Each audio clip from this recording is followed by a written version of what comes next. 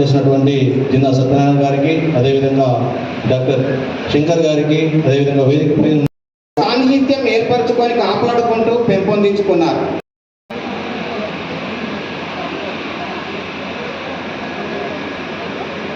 సన్మాన పత్రాన్ని తపస్ తరపున మొదటగా గడ్డ మైపాల్ రెడ్డి సార్ గారిని చిరు సన్మానం చేసి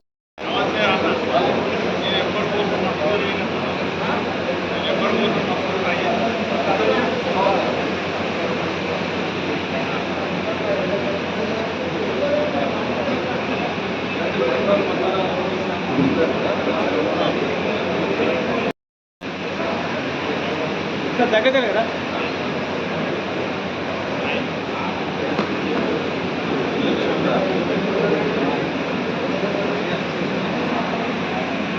అధ్యక్షుడు రాజశేఖర్ గారికి, అదేవిధంగా జిల్లా సెక్రటరీ రాజేష్ గారికి, రిటైర్డ్ ఎంప్లాయీస్ అసోసియేషన్ జిల్లా ప్రెసిడెంట్ నరేంద్ర సారు రోజు ఏడుస్తా ఉన్నామని అనుకుంటారు.